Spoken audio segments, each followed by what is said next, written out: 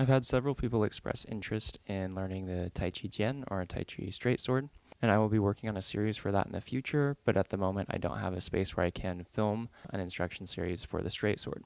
So what I thought I would do is start with just some basics with the straight sword that can get people started who are interested in learning how to use a straight sword. So the very first thing I'm going to teach you is how to hold the sword. And there is a lot of opinion out there about the correct way to do this, and some of it is conflicting. And so I will teach it to you the way that I learned it, and you can decide if that works well for you. So you'll see some people say that how you want to hold the sword is basically just like this. So with the blade, one of the blades pointing toward you and one away, you simply grab, wrap around with the fingers, cross the thumb over, and you're holding it with the main focus of the power in the lower three fingers, and the thumbs kind of keeping everything secure over the top.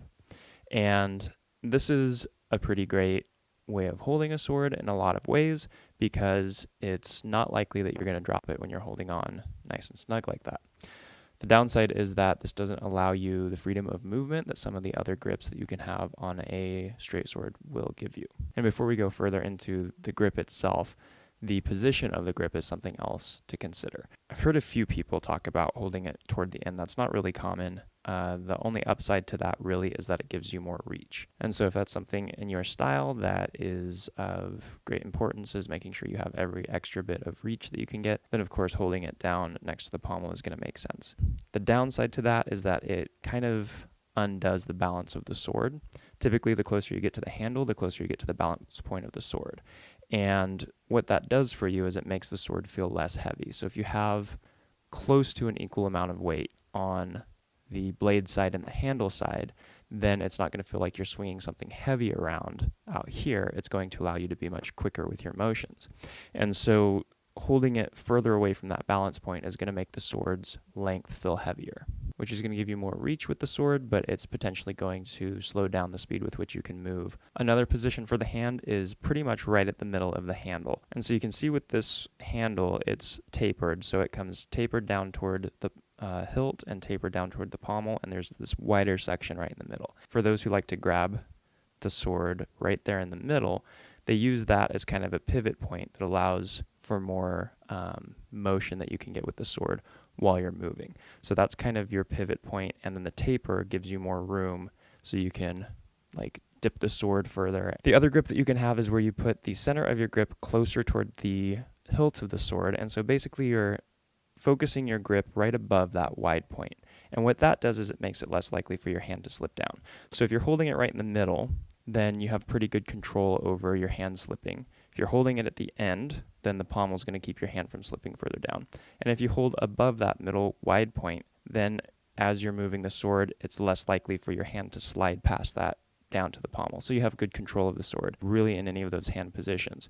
So where you're going to place the hand is really dependent on your style, what your instructor says, and what it is that's emphasized or valued in your style. So the hold that I would recommend against is one that you see really common in performance martial arts. And if performance is really what you're interested in, and you aren't interested in the technical aspects of using a sword in a manner like it would have been used traditionally, then there's nothing wrong with this. If you never plan to practice any partner drills, you never plan to do anything but solo performance with a straight sword, then this position is fine.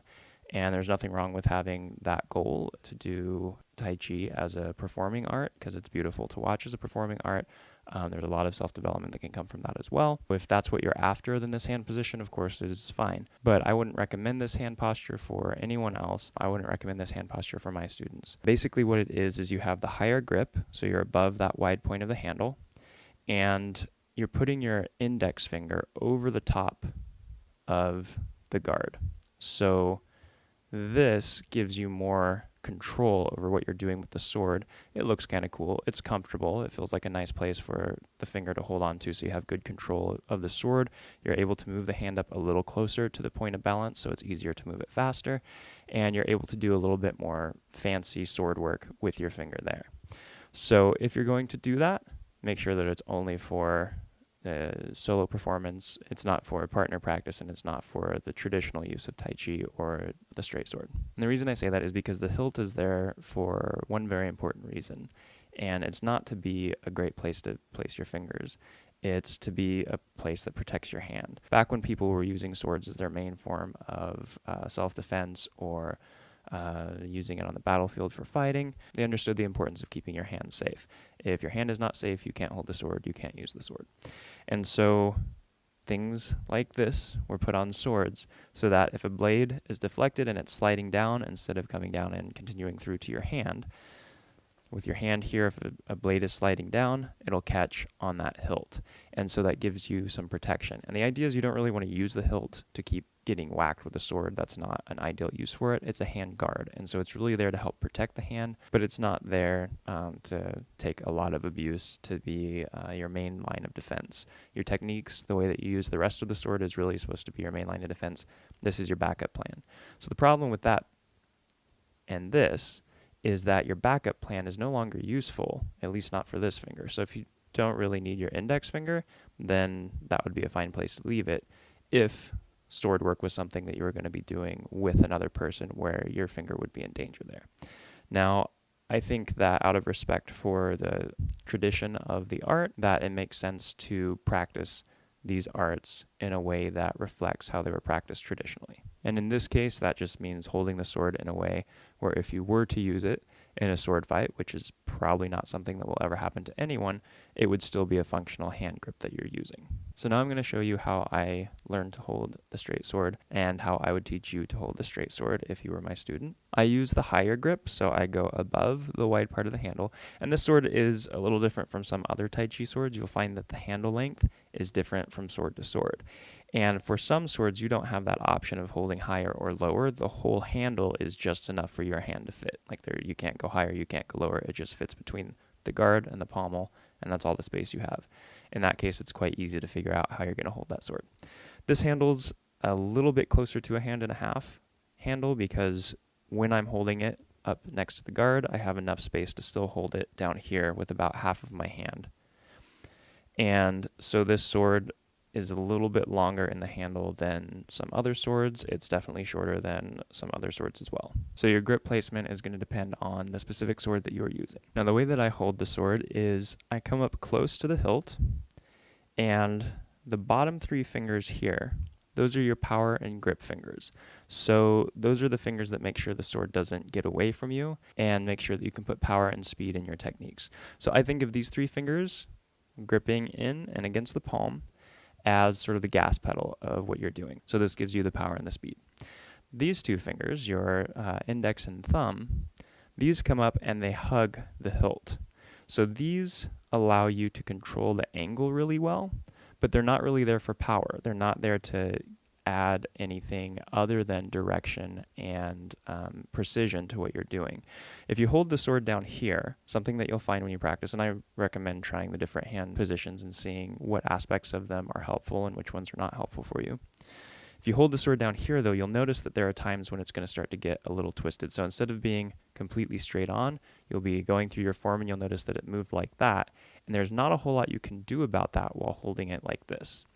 If you're up here and you use the index and thumb, the index finger and the thumb, you can control its direction really well. And your hand is still completely protected by the hilt, but you're able to use those two as sort of your steering wheel. So the bottom three fingers, these are your gas pedal. The top two, or the thumb and the index, that's your steering wheel. And so you hug up close so that you're right next to the hilt, kind of pinching it on either side. And you wrap around there, and those are going to be a little bit looser. These bottom three are going to be much tighter. So those are the ones that make sure the sword doesn't get away from you, and then the top two are the ones that make sure it's pointing the direction it needs to be pointing. So as a quick recap, the hand goes above the widest part of the handle, and you're using that as your brake so your hand doesn't slide back. So your grip goes right above and on there, so your hand can't slide down from there. And then from there, these are your power, these are your steering wheel, and you can do your techniques from there, moving the sword however you need to with really good stability so it's not going to get away from you, and really good precision so you can do exactly what you want to do with each movement. So that was just a quick intro on the correct way, or at least the way that I learned as correct, to hold the straight sword when you're practicing Tai Chi straight sword. I hope some of the information in this video is helpful for you in your training. Thank you so much for watching.